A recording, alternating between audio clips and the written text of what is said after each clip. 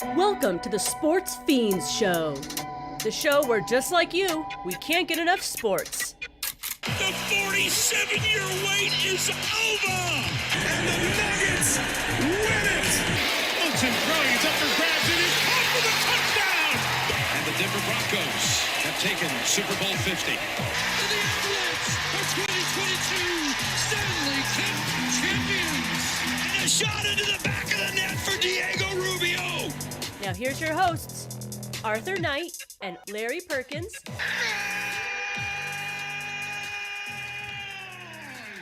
1-0 Rapids. They are champions. Yo, what is good in the hood? Welcome to the Sportz Phenz Show. I am Arthur Knight. We are doing a special coverage today. We appreciate you joining us.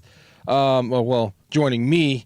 It's Mother's Day. I'll be around. Vinny's here. It is Mother's Day, so happy Mother's Day to all you mothers out there that are watching this show or watch this podcast. Don't forget to like and subscribe us on YouTube. We are coming to you live today from Sohai Cafe at 4300 West Alameda here in Denver, Colorado. Stop on by. We are going to be watching the game today. We are going to throw it up maybe in the corner or something a couple of times, We won't leave it up there too long because I don't want to get sued, but we will be watching the game. So come on down, get you a plate from Vinny. Make sure you tell him you're here to see the Sportz Phenz. If he's not around the front, come around the back of the building, knock on the door. That's where we're recording. That's where the studio is. The restaurant's on the other side. Call ahead, get you some food. There's still time to come pick some up. The game isn't for another hour, so there's still time. 4300 West Alameda. Call Vinny.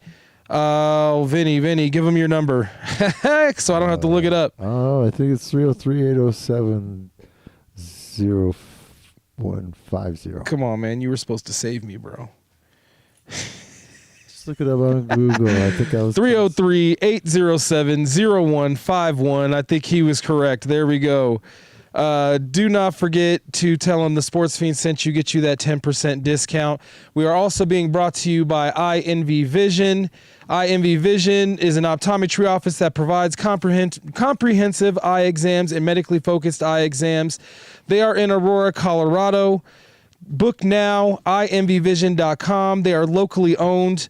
Nice place in Aurora, 700 South Buckley Road, Unit K in Aurora, Colorado, 817. You can call them at 720-762-4290. That's 720-762-4290. IMV Vision, from the community, for the community. We see you. All right. So I want to get to a lot because we only have about an hour before the game starts. And, if nobody shows up to this watch party, then I might just end the show and watch the game and eat some barbecue. But it is what it is. We're going to make it do what it do. First, I want to get to some NFL news.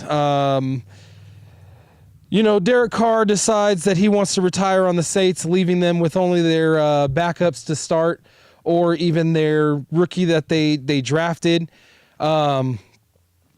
A lot of people, I've been listening to a lot of shows, since he announced this, and everybody thinks the timing is weird, like Carr tried to screw the Saints or something. I would implore, or rather, I tend to think, or I tend to feel from that situation, especially with Carr saying that he's tried everything but surgery to try to fix his shoulder or make it feel like he's 100% or like he wants to get out there and get hit by 360-pound defensive linemen or 260-pound linebackers with that shoulder in the condition that it's in. So I honestly don't blame Carr. He doesn't owe them anything. They have no loyalty to him. He has no loyalty to them either. That's what he's just reciprocating the feelings, right? They're telling him he should get out there and play. But he doesn't feel 100%. Like he wants his shoulder to be 100%. He's thinking about his future, not just, his football career. I mean, he's 11 years into the league. He's been playing for a long time. It's more than a decade. You can retire off of that with some good benefits. Not great benefits, because I'm pretty sure the NFL doesn't, but they also get paid millions of dollars, millions upon millions of dollars, and should probably have money management systems in place once they start making that kind of money. But I digress on that. It's your money. You do what you want to do. But like I said, he's saying that he tried all the alternative methods in the last year. Even the team is stating that he tried everything that he could do to get the shoulder right in the alternative. And neither party wants to have him have this surgery and then sit out for a year and then try to come back. The team would rather move on. He would rather move on, clearly. So why not just do that? And I feel like that's what they're both doing. It seems like this is a mutual agreement between the player and the team. Is the timing weird? I would say yes. It does leave New Orleans holding the bag a little bit, in small ways, not anything too crazy, because they weren't going to be that good anyway. If he did the surgery and had to sit out for the year, they were in the same position. They just wanted him to opt to not do that and, basically play injured. And he didn't want to do that. So I think this is a mutually beneficial to both parties. I think I'm not even sure if it's fake or if I was really seeing, but things you see on Facebook or in the internet in general, you got to vet. And I haven't had time this morning. I've been trying to build this show. Haven't had time this morning to vet whether or not there are really people dancing in the streets that Derek Carr retired. I'm pretty sure the pictures I'm looking at are from Mardi Gras. I'm not sure though. I gotta vet it a little bit. I gotta dig a little deeper. I gotta do a bit of a deep dive, as we say in my industry, to try to find out if people are actually dancing in the streets. Is Derek Carr really that important? Was he ever that important to New Orleans that they would be dancing in the streets? I don't know, but I've seen a couple videos, maybe even the same video a couple of times. So, like I said, when you see things on Facebook or the internet in general, you might want to vet them. You should definitively vet them to make sure that what you are seeing is not clips of something that happened 6 years ago, 10 years ago, or even last year's Mardi Gras, man. I'm not sure that Derek Carr was that important to the New Orleans Saints organization, let alone the city, that there would be, hundreds of people in the streets dancing that he retired.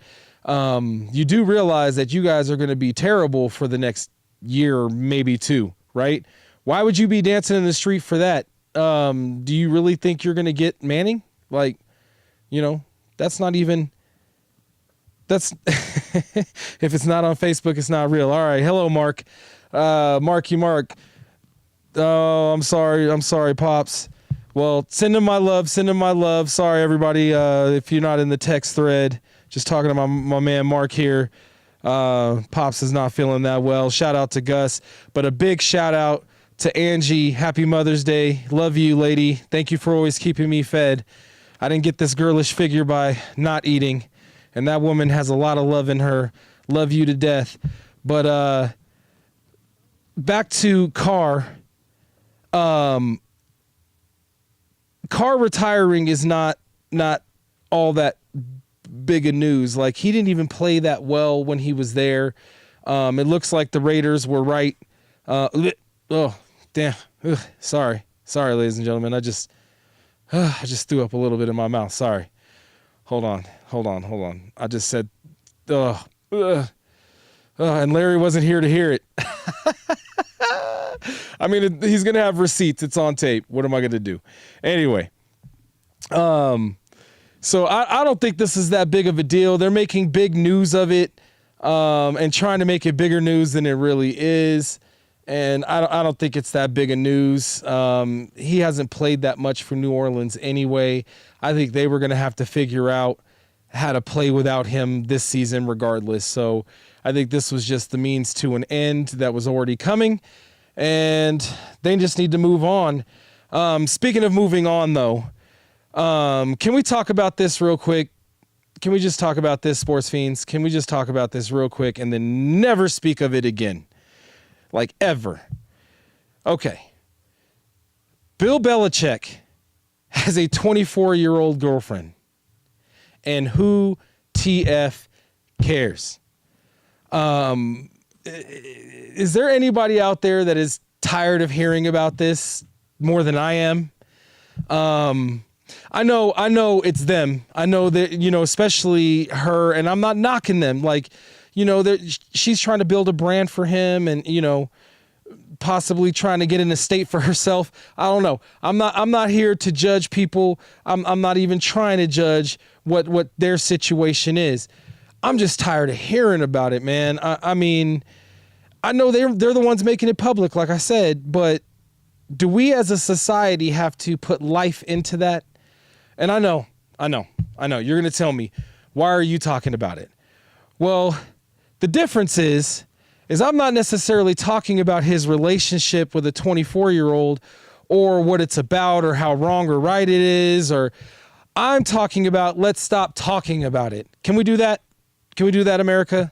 Because I would just like to, call me crazy. I would just like to hear about sports when I'm watching sports shows. Just want to hear about sports. That's it. That's all I want to hear about. Am I the only one? Am I really the only one?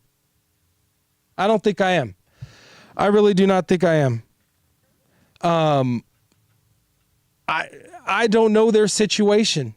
I don't know his situation. If he's happy, he's happy. If she's happy, she's happy. Who cares about their age? I mean, me personally, that is not okay. If my 24-year-old daughter was, dating a 80-year-old man, 70-year-old man, whatever age he is, if my 24-year-old daughter was dating a, 40-year-old man, they'd probably never find him ever again. There's a lot of places in the mountains, and that's not a threat. I'm just, letting you know that's exactly what would happen. Because there's no way, but that's me. I'm not her dad. She obviously has daddy issues, in my humble opinion, because there's just, I don't understand besides the monetary value. But I don't have to live that life. I'm not in their situation again. But after this, can we just, let them be?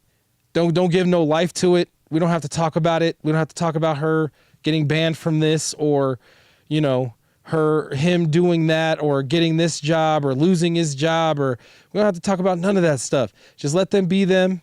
Don't give any life to their videos and stuff and all of this press.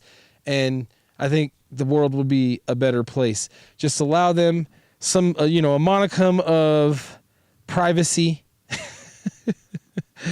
Even though they make it very public. I know that's a contradictory statement. I get it. But like I said, we don't have to breathe life into it. And I'm after this, I'm ending the madness. Like, I'm not going to talk about it again. It's just been a firestorm of news. And I think it's just because it's a slow period in the NFL right now. Even though the NFL is, year round, nobody can deny that. You can do news on the NFL year round. You can kind of do news on any sport year round.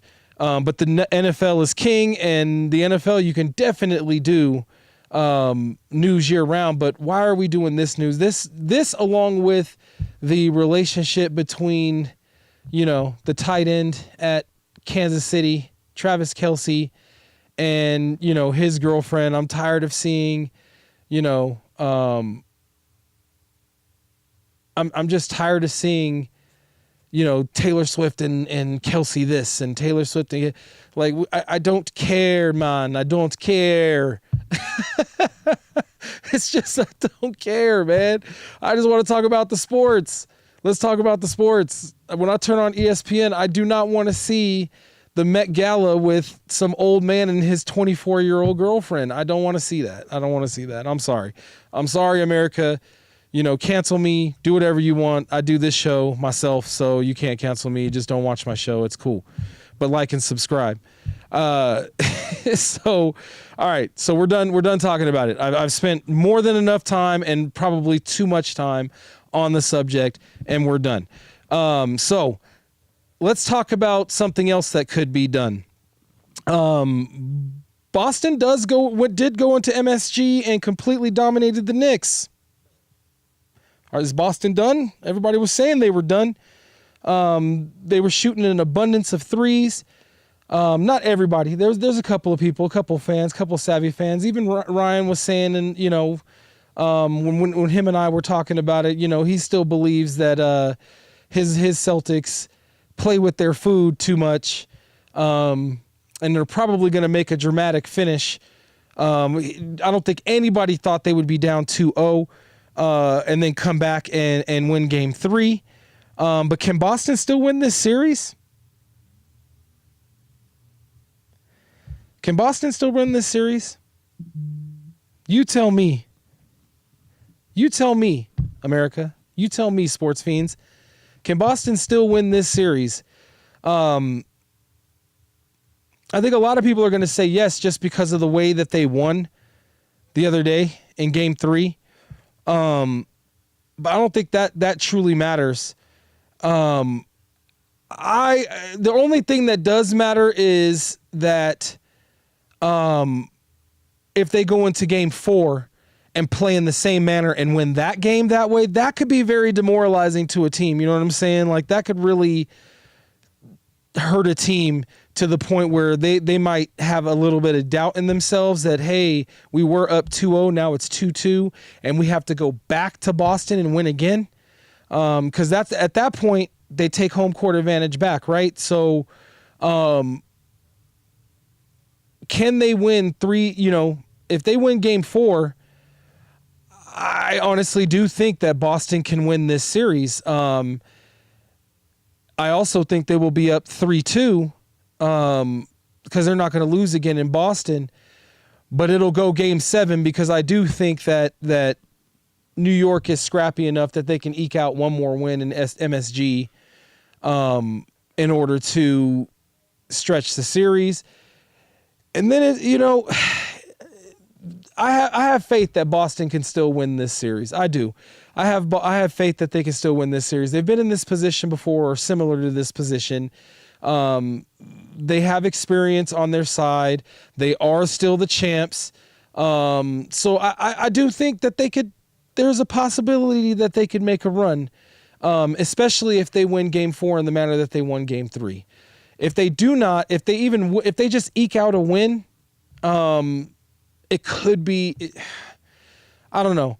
Win Game 4, they're back in the series, obviously, but I don't know. I don't know if you don't win in a dominating fashion like you did in this last game, if New York puts it on you and you have to make it, they're going to have to make it to the point where the Knicks do not believe that they can still win the series, period. If they can't get them off of that, if they give them any kind of hope like, oh, well, they just won on a buzzer beater or anything of that notion, the Knicks are not going to walk away. They're not going to get scared. They're just going to play that much harder and beat you again on your home court. And then you're in real deep trouble at that point, Boston. And I'm no expert. I just, I'm a sports fiend. I've been watching basketball my whole life. The bottom line is that if they do not beat the Knicks, if they do not beat that drive out of them, they're just not going to win this series. But I still believe that they are going to win this series. I think they are going to win Game 4 in the way that they need to snatch the heart of New York, not just the team but the city, and win this series. I do think they're going to do it. They're going to have to do it in 7 games. Obviously, I mean, that's all they get. I'm not trying to say the obvious thing. I'm just saying now it is definitively going to be 7 games. I do not think that they can win Game 4 Game 5, and then win Game 6 in New York. I just don't think that's going to happen. But hey, I've been wrong before. That's why they play the games. We will see. Another thing that we will see is Cleveland is in the same position as Boston in their series. Cleveland did come back with their firepower. They got their whole team put together. And, they did win in an impressive manner. I can't even say that they didn't. They won like Cleveland has been winning all season. They have been the best team. I did pick them to win this series. The biggest difference between them and Boston, in my humble opinion, is that Boston has been there before, right? They've been to those series, Game 7s, Game 6s. They've lost them. They've won them. They kind of win in those close game factors, similar to the way the Nuggets win and lose some of their games, which drive us. I know, as Nuggets fans, it gives us heart murmurs and heart attacks and all kinds of aneurysms and stuff, to watch our team always have to win those buzzer beaters or those close games or the overtime games. Sometimes that's the best thing about being a fan, in my humble opinion. Sometimes to do it all the time is kind of a pain in the, what I'm saying. But the bottom line is that Cleveland hasn't been there before. If my memory serves, this is their first run. This is like their first true run at a title. So they haven't been here before. They don't know what it's like to get punched in the mouth and then have to bounce back. I mean, they bounced back right there, but what are you going to do when they counterpunch you in the next game? Let's see what Cleveland does in Game 4. Again, just like Boston, if they come in and they do the same thing and they win 2 games, okay, you got a series. Maybe Cleveland could pull it off. But if you allow them to come into this next game, into this Game 4, and just pummel you or beat you in any way, shape, or form, to put you down 3-1, man, it's not impossible, because it has happened. It's not impossible, but man, it's improbable. And you most likely are going to be the first 1 seed to go down. Well, maybe not the first 1 seed to go down, because the Denver Nuggets could beat Oklahoma City tonight and go up 3-1 as well. But I'll get to that here in a second.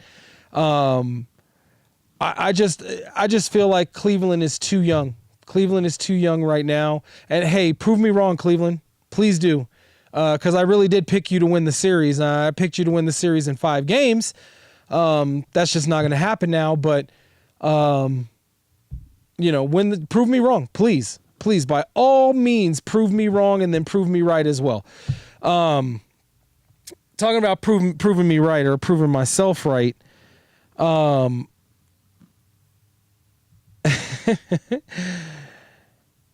Nuggets beat OKC the other day in Game 3 with little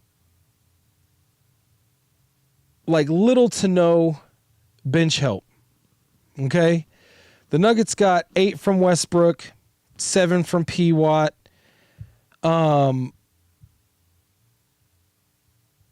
What's their names? OKC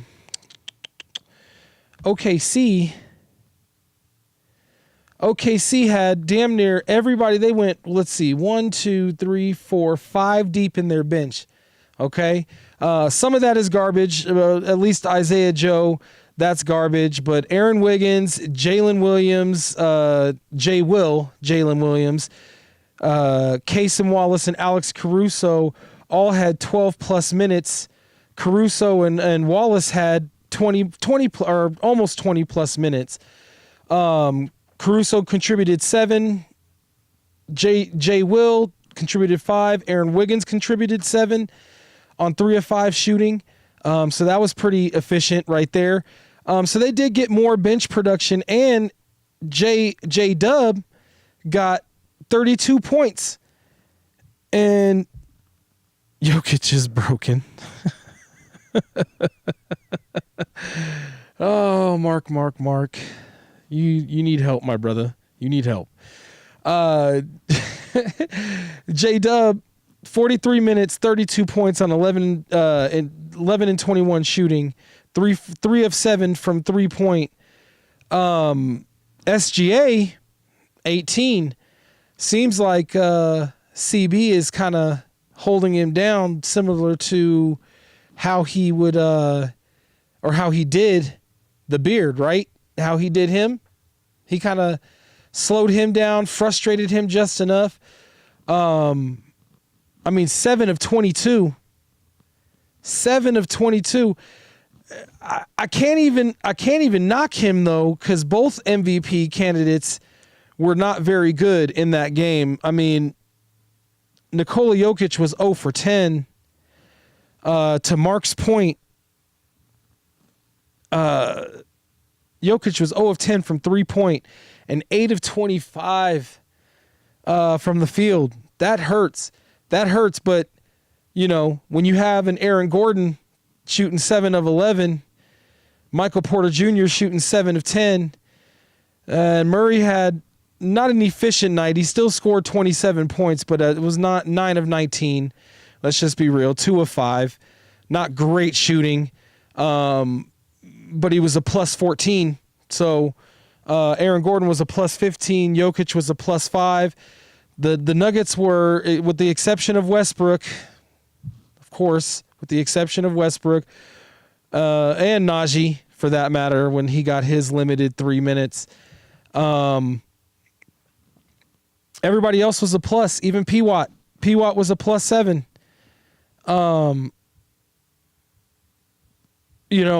7, and he got 7 points on that off the bench. So I just think the Nuggets were more efficient in that game overall. Not to mention, for the second time in their second win of the series, the Nuggets lost the first quarter in a pretty damning fashion. Like, they didn't play very well. It seemed like the OKC Thunder were stifling them defensively. It really, to me, looked like the Nuggets had zero answers for what OKC was throwing at them in the first 2 quarters. Even in the second game, obviously they did that as well, but to a further extent and even worse set of numbers. But with that said, the Nuggets did win the remaining 3 quarters after that, and held the Thunder, who was a very good scoring team. Like, they have the best scorer in the league right now. But yet the Nuggets were able to hold them to a significant amount of less points in the last 3 quarters in order to win. Even in the overtime win, the Nuggets were losing that game the entire game. I don't know about y'all, but I was watching that game, and thinking to myself, like, I never doubted that the Nuggets, like, I could see that the Nuggets were playing hard and they were getting, close and close and close, and they kept inching and inching, and then OKC would, get it back up to double digit and they would get close. But I never doubted, like, the way that the Nuggets were playing, I never doubted that they weren't going to win this game. It's 50-50 tonight, or today, I should say, in about 30 minutes. This game is going to start. And this is a 50-50. It truly will depend on the energy from the crowd, okay? So my peoples that are going to the game, make sure you bring a lot of energy. There's going to be some OKC fans in there. Make sure you out-cheer those bastards. The Nuggets are going to feed off of that energy, and if they can get out, and I think if they can get to a good first quarter lead, and actually win the first quarter, that might be just enough to tilt OKC to be like, okay, we might not be able to beat these guys. We keep giving them their best. We keep coming at them in waves. They're only playing 7 guys, 8 at most, and one. The 8th guy is usually just like a random guy, Strother, Najee, somebody off the bench that hasn't played in weeks or months. Might be, with the exception but Russell Westbrook and P-Watt are who Adelman is using. Like, that's it. It's a 7-man rotation, and they're using 10. even some, 11 and 12 in the first game. Like, they do have that depth, and that depth is shining through sometimes. But experience is definitely the experience of winning, 20 plus games this season, with 5 or less points, maybe 10 or less, whatever the stat line is. But the Nuggets are used to winning close games. And if OKC can't keep a 25, 30-point lead, or at bare minimum a 20-point lead going into the last 3 to 4 minutes of the game, the Nuggets are going to beat their ass again. And that's just the way it is, because the Nuggets know how they are the best defensive team in those crunch time or clutch time situations when it comes to defensively and offensive efficiency. They have the best player in the world, the guy that does the best things, like everything. The basketball, this man is not from this planet. He's not from this planet. I can't explain that enough, that this dude is an alien. He came here from another planet, and he has just taken over the NBA world.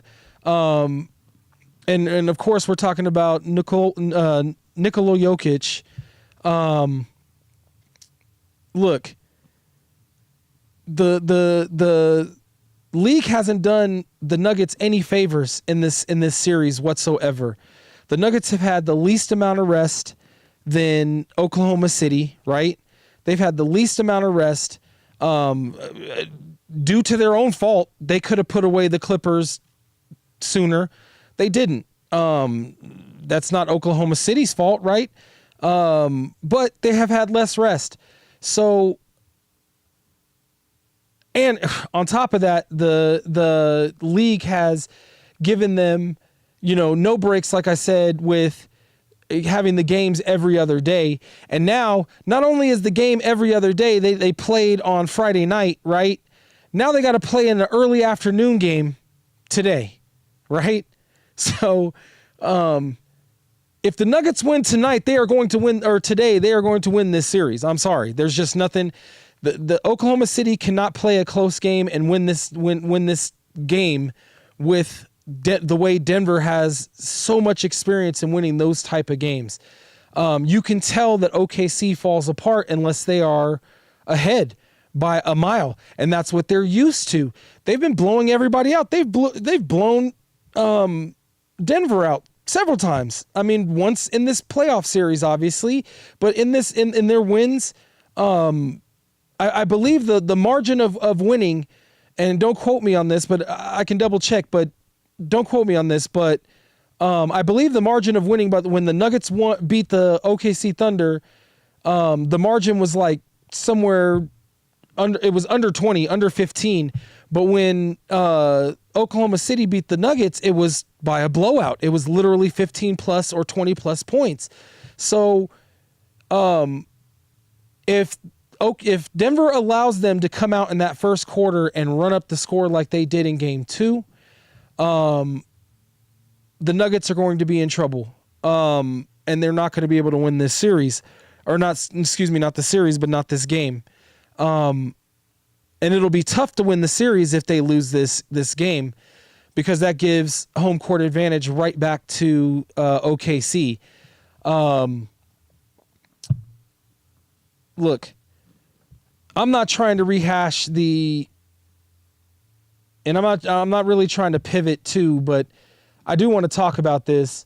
And I'm not trying to rehash the MVP debate, because we all know SGA is going to win, whether it's stupid voting fatigue or whatever excuse they're going to give to not give Nikola Jokic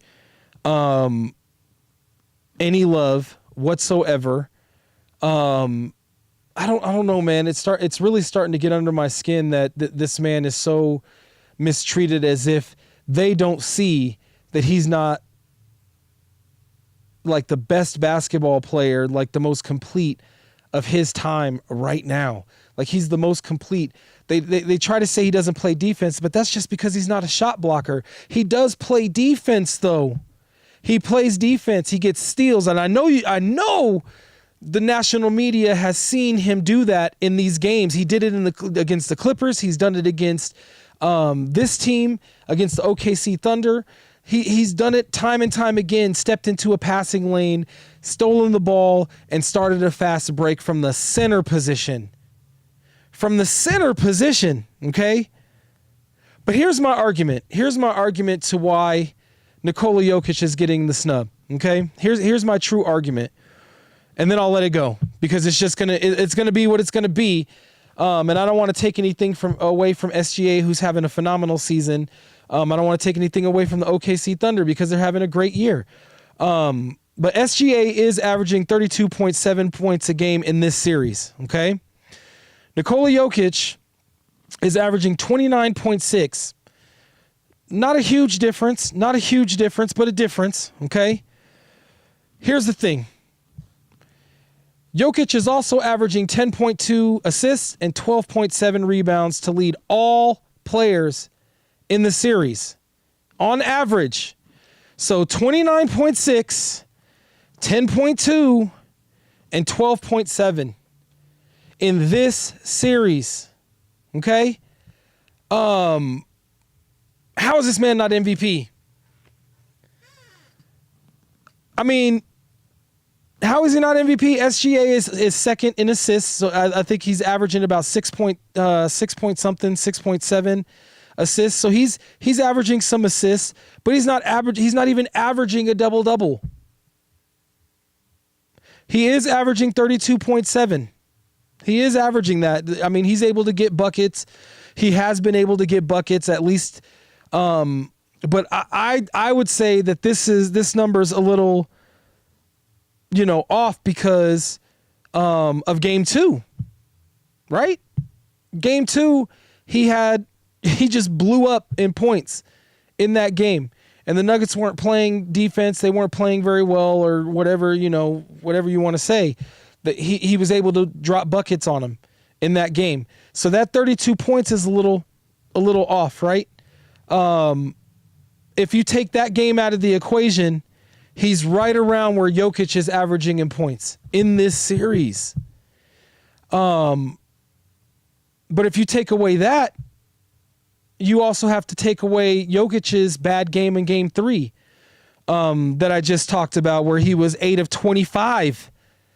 8 of 25. I mean, he still scored 20 points. But he was 8 of 25 in doing so and 0 for 10 from the three-point line. Yet he still scored 20, and if you take that game away, he probably averages about the same or more than SGA. Mark, you would like to know the turnovers, sir? Oh, my bad. Give me a second, sir. I got you, pimpin'. Let's see. You're talking about, are you talking about team turnovers, my guy? Team turnovers, or are you talking about individual turnovers? Because the Nuggets have turned over the ball quite a bit.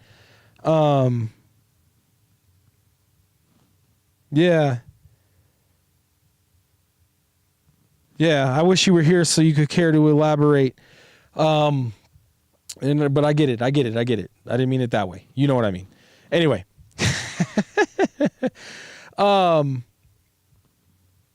Here is the thing though. The numbers. Yes. The Nuggets turnovers are a big problem, yet they're up in the series. If they could figure that out within the next 2 games, that would be great. But we also have Russell Westbrook on this team. That guarantees you at least, let's be generous, 3 turnovers a game, 6 turnovers a game. I don't know. But the turnovers have been a problem. But that is a testament to how good OKC. Their defense is good. Like they have been great all season with their defense. But here's my last argument about the MVP race, and then like I said, I'm just gonna let a sleeping dog lie and just walk away because they're going to give it to SGA for whatever reason, and it is what it is. But I do believe that OKC is having a great season. They are. I mean, as a team, they might even be having a historic season with 68 wins, but I can't remember off the top of my head right this second if that's historic or if that's just great. But either way, it's still great at minimum, right? So they're having a great season. SGA is having a great season as well. You know, averaging over 30 points a game or, you know, over 35 or whatever he's averaging. He's having a great season. I can't even argue against that. And I wouldn't even dare to try because he's having a great season. Nikola Jokic is having a historic season. This man,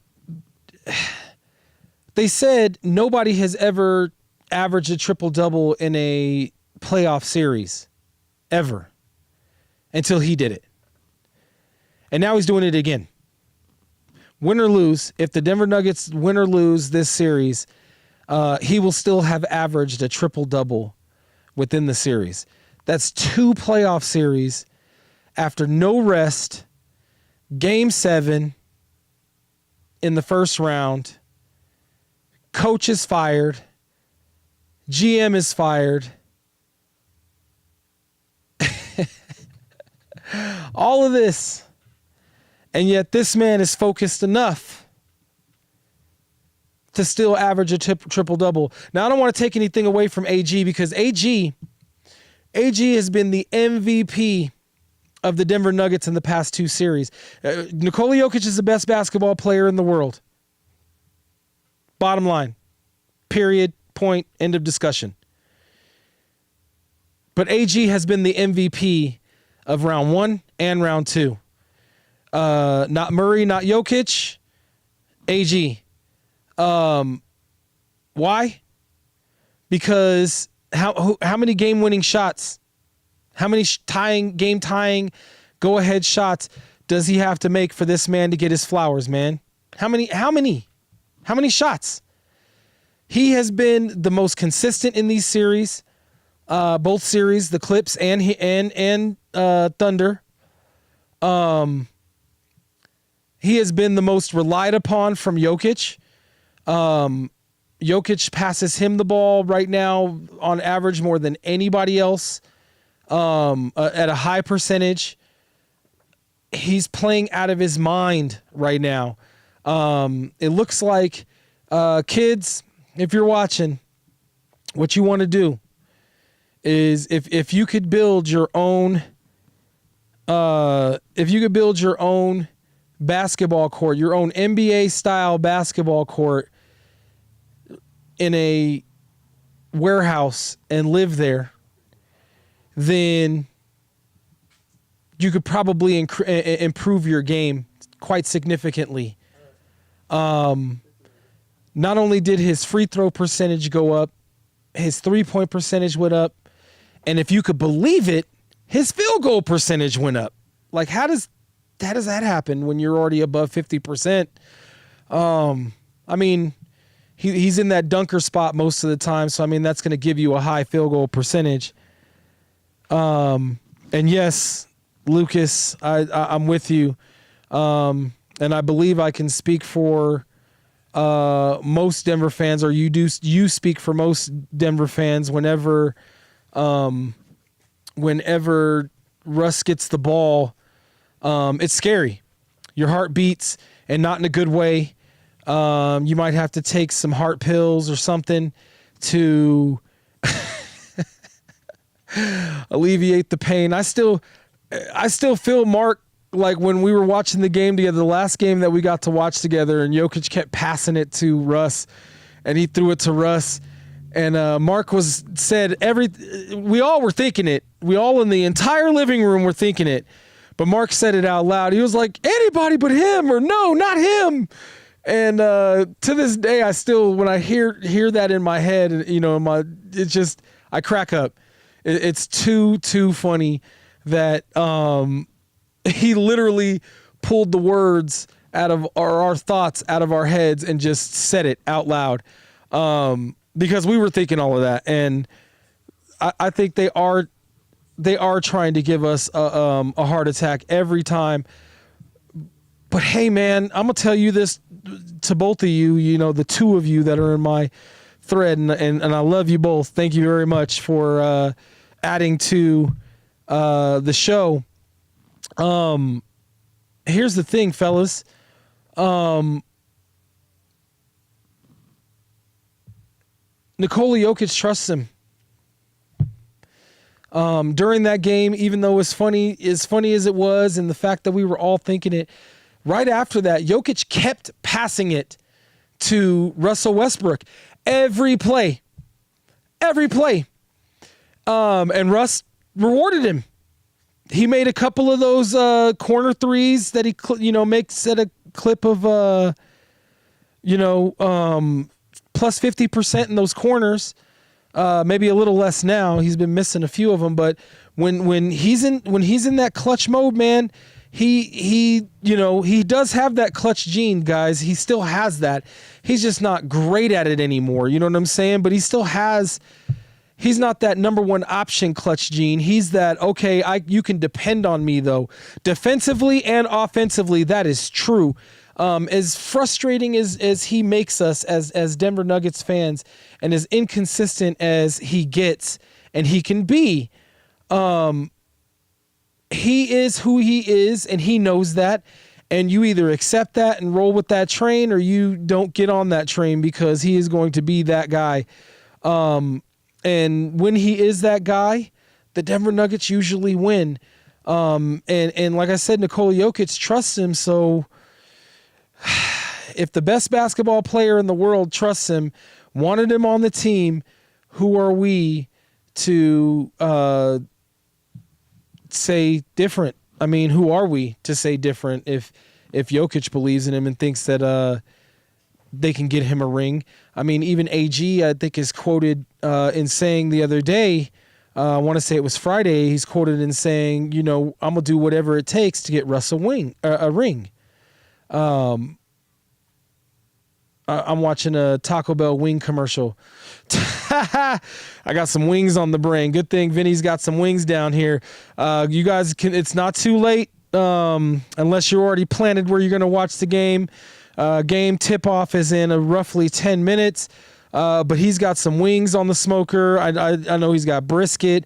He's got some mac and cheese, that home-style mac and cheese.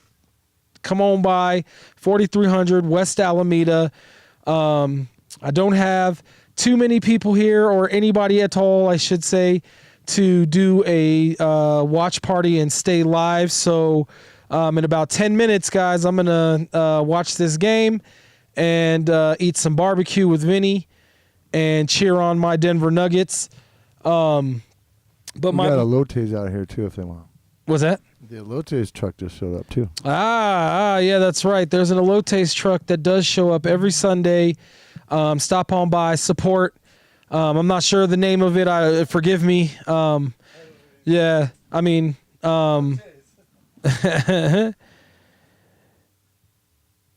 yeah, no, that is true, Luke. That's true. He is going to have to trust him. They're going to... Jokic is going to have to trust his entire team in order to win this game tonight, especially if he goes 0 for anything, or 8 for 25 for that matter, man. That was frustrating, but, I don't know if Jokic is broken more or less than the refs are allowing a lot to happen to him. Is that the name of it, Mark? Elotes Grandes? I don't think that's correct, bro. I think you just making stuff up. I will double check, and I will let y'all know next week what the name of the Elotes place is, okay? That's my word. But anyway, no. Jokic cannot go 0 for 30. I mean, I think teams are allowed to be extra physical with Jokic because either the refs hate Jokic like most fans think and like I think, or the league thinks that he's so big and strong that he can handle all of that. And I'm looking at the pregame right now, and they're saying clutch time comparison: Nuggets 28 points, Thunder 11. Doesn't that speak to my point? If OKC doesn't blow them out and the Nuggets don't lay down in this game and they keep it close, there's no way the Thunder can win this game or this series if they keep playing these games close. And that's how it is in the playoffs, man. We've been talking about it for the past, this entire season. Larry and I, we've been talking about it, how the playoffs becomes a different game. It slows down. Points are a premium. Defenses get tougher and harder. And as the series progresses, good coaches will start to game plan against what you've been able to do and take it away from you. That's what they're there for. They're showing right now that most field goals without a make. Shai Gilgeous SGA went 0 for 7 in the final 6 minutes of the fourth quarter.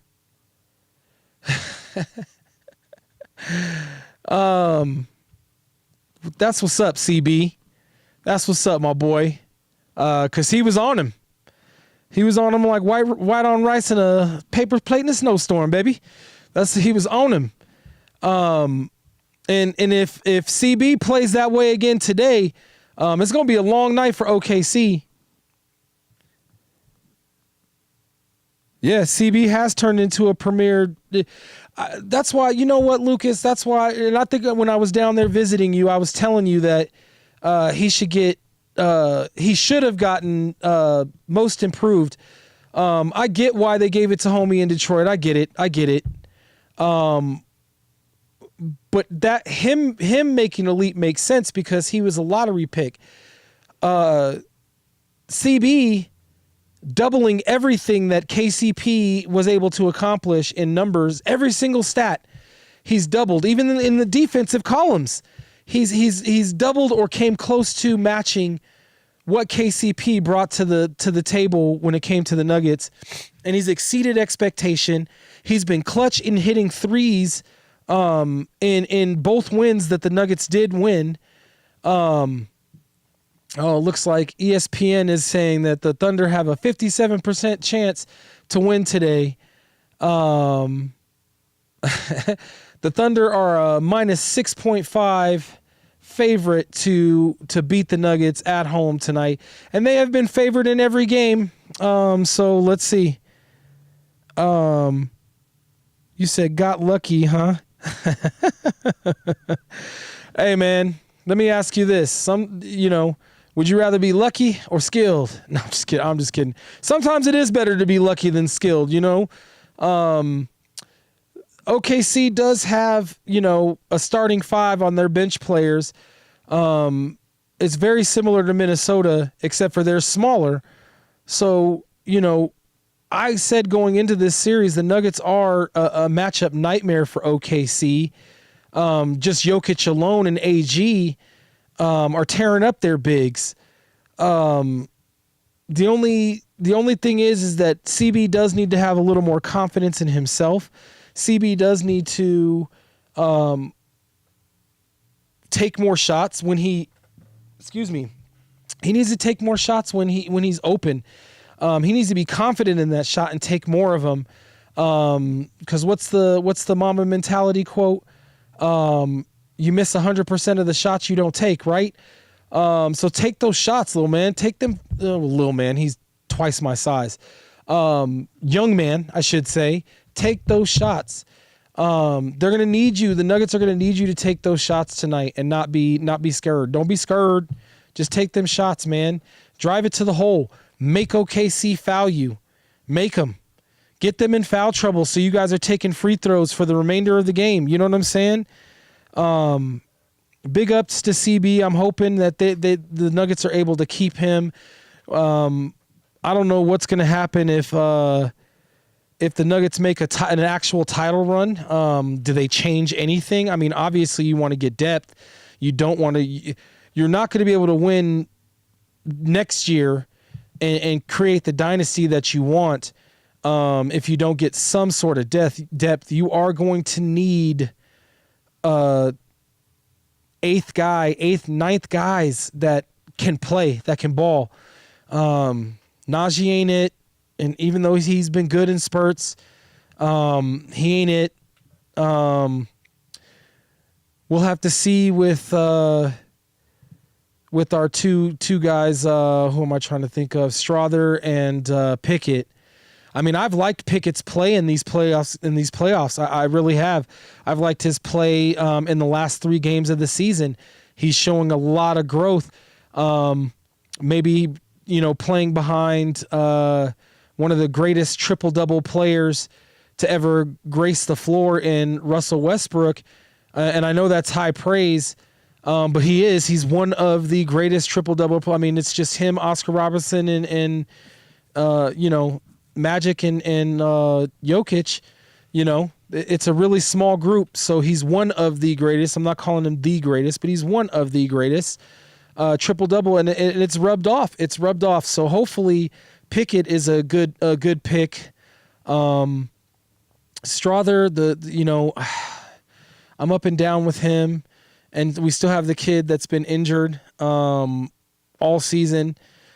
God only knows what that would have brought or what he would have brought. He looked pretty good in the summer league. Well,